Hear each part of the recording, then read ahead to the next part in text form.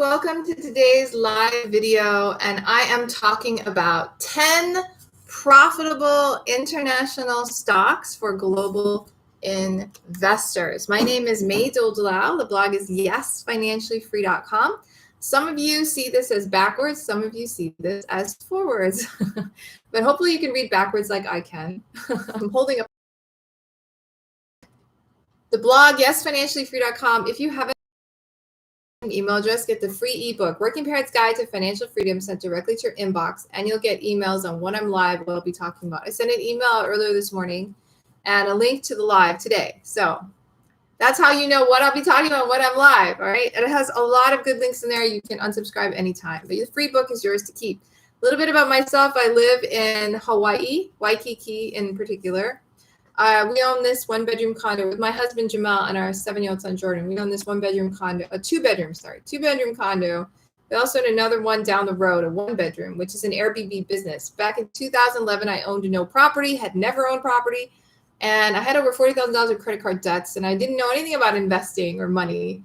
But by 2016, I paid off all that debt and was making almost $500 a month in passive income from dividend-yielding stocks, and I quit my job. Prudent has over $500,000 also.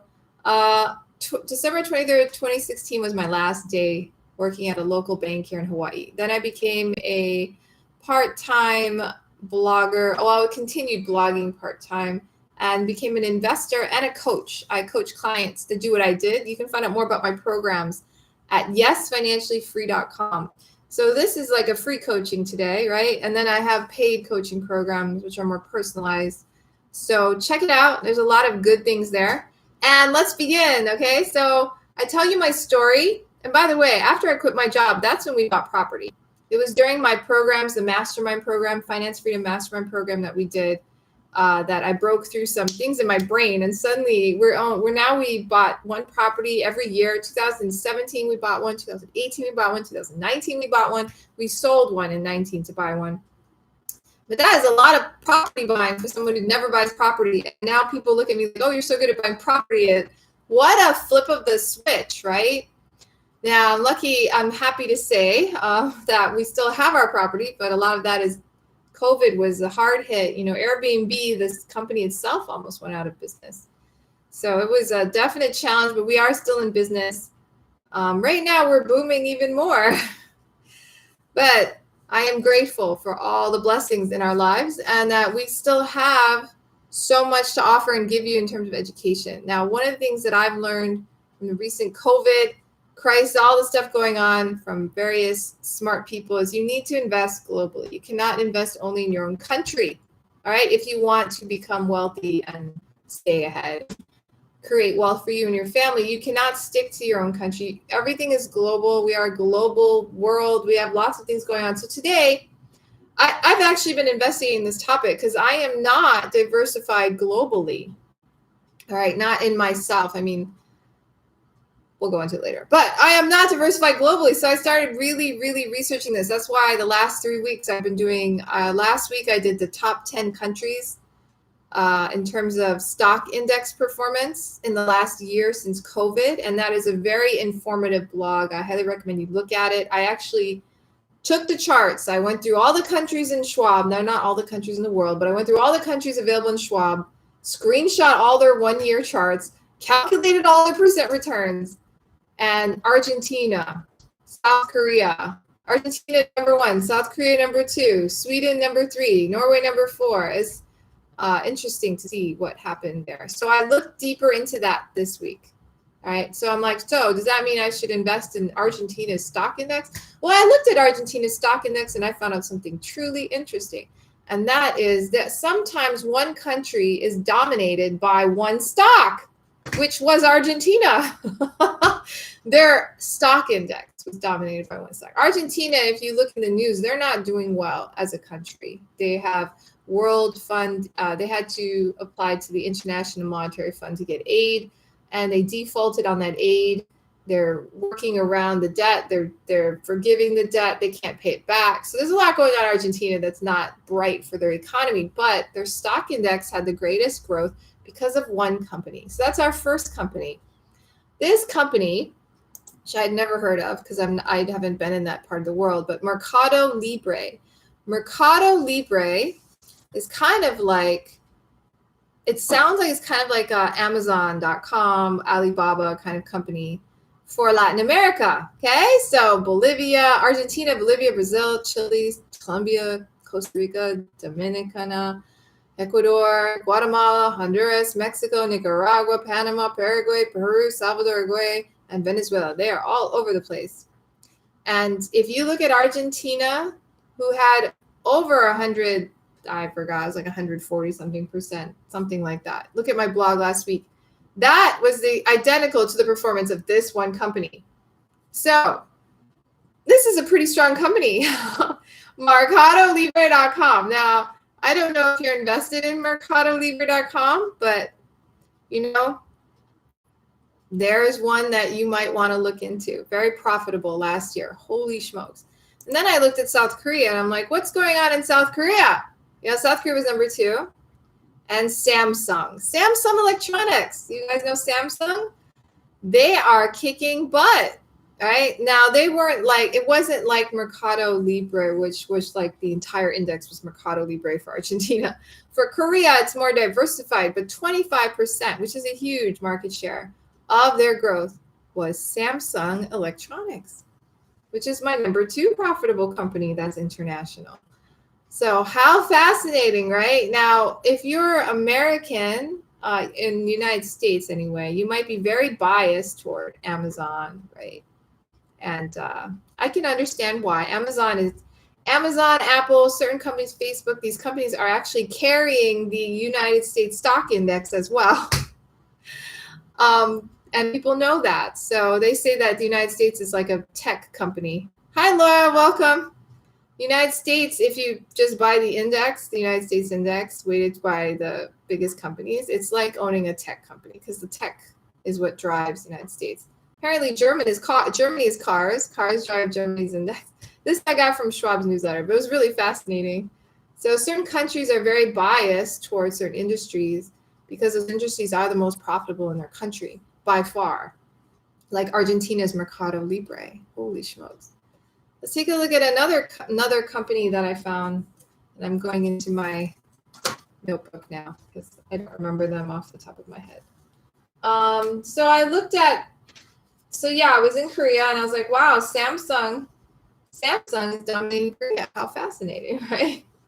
And all you have to do is look inside. It's not hard to figure this out, yeah? So then I went into another country. I went into Sweden, number 3, Sweden. And I was like, what's going on in Sweden? And Sweden was more diversified. It had a lot of different companies making up Sweden's overall growth. So it wasn't like one big winner in Sweden. But if you want to know the top one in Sweden, it was Atlas, Copco, ABA, and they have a market cap of 53 billion. And that was the largest one in Sweden's index. Although they weren't super, like I said, Sweden is more diversified in the number of companies doing well. It wasn't like one company dominating, like Argentina was like, whoa, one company is dominating the entire index. So, or the United States even. The United States is highly concentrated in a few companies as well. But Norway is actually, Sweden is actually more diversified. It's a diversified growth in the country. So it was interesting to find that out. Norway had some clear winners in its index, okay? Not winners, I mean clear leaders, not winners. I don't want to say it that way. ASML Holding NV, ASML Holding NV, which is an IT company, information technology, was 33.5% of Norway's index, and it had a market cap of $278.8 billion. Okay, so it's a much higher market cap than Atlas from Sweden. If you're curious about Samsung, their market cap is 440.4 billion, just so you understand the size of the company. And then for Argentina, Mercado Libre, which was my first one that I mentioned today, was 80.9 billion is their market cap. So they're not like as big as like even Samsung or even this ASML Holding, NV, but they were very profitable last year, probably because they were online marketplace and people didn't want to go out anymore during COVID, so they were shopping online. Kind of the same as Amazon, yeah. Okay, so let's look at some more companies. Also inside Norway's index was Aiden NV. Well, let's do this. I'll just say it. That was number 3 largest in Norway was Aiden NV. It's also an IT company. Has a market cap of 76.1 billion. All right. And that was 9.14% of Norway's index. And then Process, I'm not sure how to say it. PROSUS, Process, is a consumer discretionary, which kind of means people buying things like, they use consumer discretionary to describe Amazon like businesses. So I'm not quite sure, but Process had a market cap of 182 billion in Norway. 5.69% of its index is this one company, Process. And then we have Heineken, the beer. Yeah, I know. I just saw a movie where a lady in there was like, oh no, did she want a Heineken or a Guinness? I forgot. But beer, you know. This beer company has a 67 billion market cap. And they call it consumer staples. So these are some companies that I was looking at when I was just looking at which indexes were outperforming last year and what companies were leading those indexes. So let's see, how many did I do so far? 1, 2, 3, 4, 5, 6, 7. So I'm going to give you 3 more because I said 10. All right, let's do some 10 more companies here. So I'm going to jump on my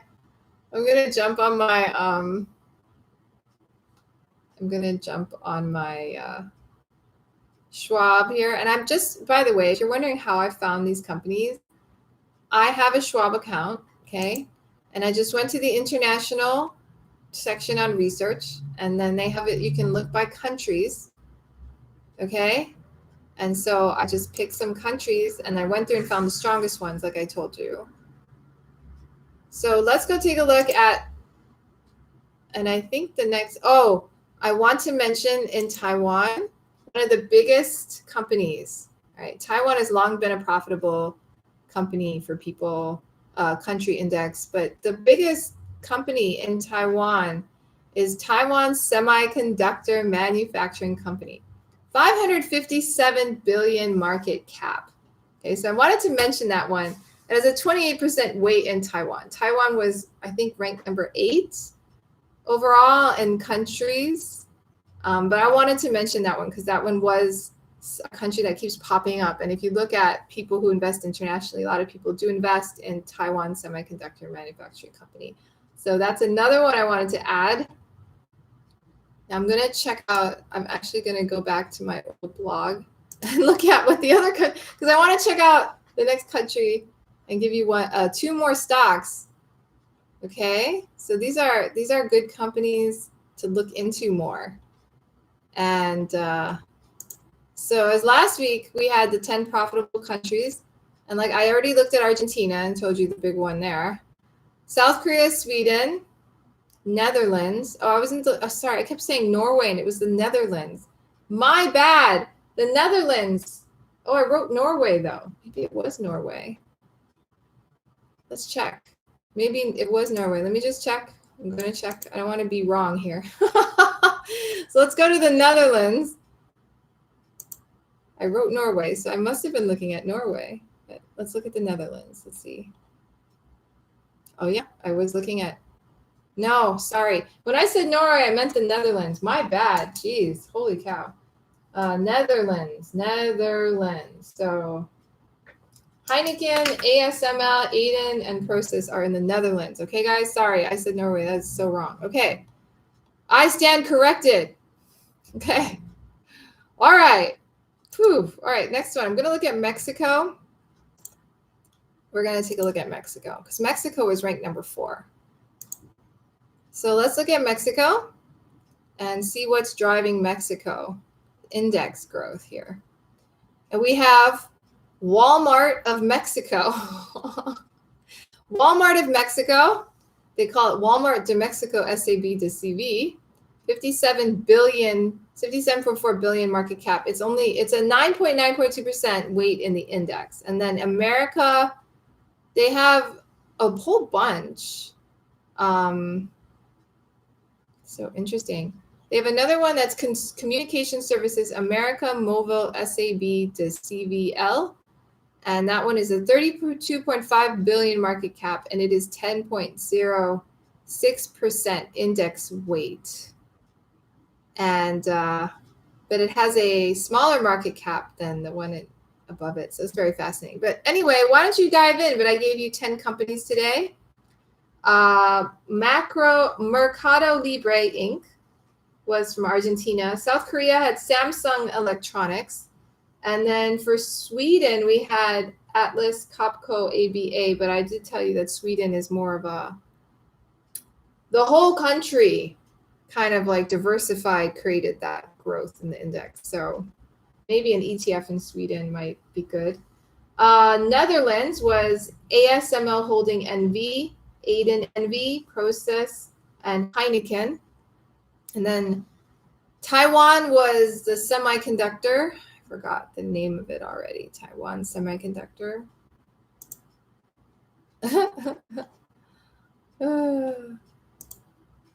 And then the Mexico was Walmart de Mexico SAB to CV and America Mobile SAB to CVL. But there are a lot of companies to look at.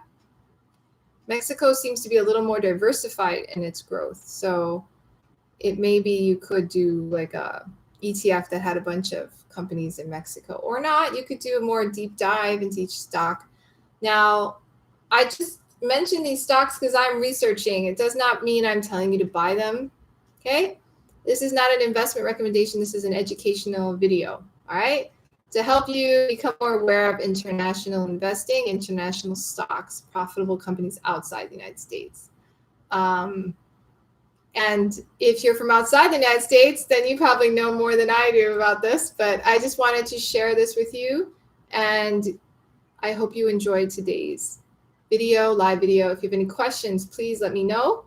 And you can also go to the blog and leave a comment and ask questions there. When you join my email list at yesfinanciallyfree.com, you can reply to any of my emails. And I do check and answer emails. So I'm much better at emails than other forms of communication. So definitely email works. I will answer emails. So thank you so much for being on today's live. Click the link below for the full list and have a great day. Aloha.